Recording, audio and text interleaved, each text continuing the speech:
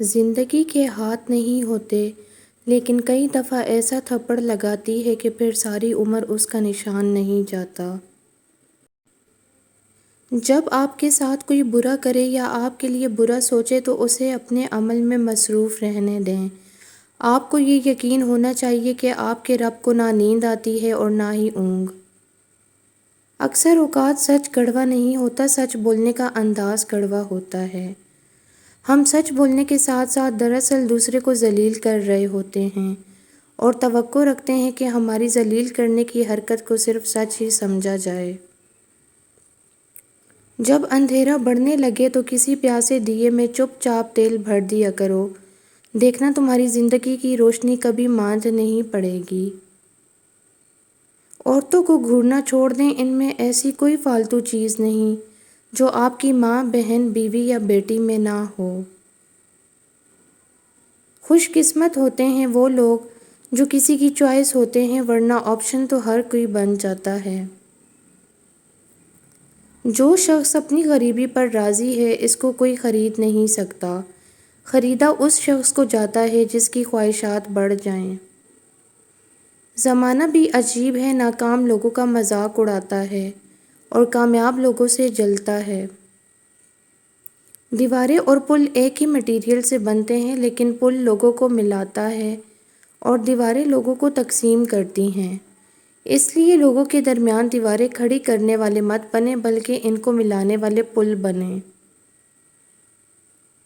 ایسی کائنات جس میں آپ کا اپنا سایہ بھی آپ کا اپنا نہیں ہے، وہ بھی کسی بیرونی روشنی کا مرہون منت ہے، وہاں پھر کیا اپنا اور کیا بیگانہ، سب مایا ہے۔ جب آپ لوگوں میں کچھ بانٹنے والے بن جاتے ہیں تو اللہ سب سے زیادہ وہ چیز آپ کو ہی دیتا ہے۔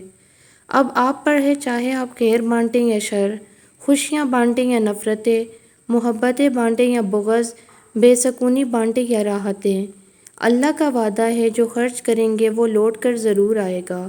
اب خرچ صرف مال نہیں ہوتا، وقت بھی ہوتا ہے، جذبات بھی ہوتے ہیں، صلاحیتیں بھی ہوتی ہیں اور علم بھی ہوتا ہے۔ گھر کے مقابلے میں دروازہ چھوٹا ہوتا ہے، دروازے کے مقابلے میں تالا چھوٹا ہوتا ہے اور تالے کے مقابلے میں چابی چھوٹی ہوتی ہے، لیکن وہ چھوٹی سی چابی پورے گھر کو کھول سکتی ہے۔ اسی طرح ایک پائیدار اور اچھی سوچ بڑے سے بڑے مسائل کو حل کر سکتی ہے۔ انسان بھی کتنا عجیب ہے، دوسروں کو تکلیف میں دیکھ کر کہتا ہے جیسی کرنی ویسی بھرنی، جب خود تکلیف میں ہوتا ہے تو کہتا ہے آزمائش تو اللہ کے محبوب بندوں پر ہی آتی ہے۔ اپنے اعمال دیکھیں اور پھر اللہ نے آپ کو جو سہولیات دی ہیں وہ دیکھیں۔ کیا آپ ان کے قابل تھے؟ بے شک وہ بڑا رحمان ہے۔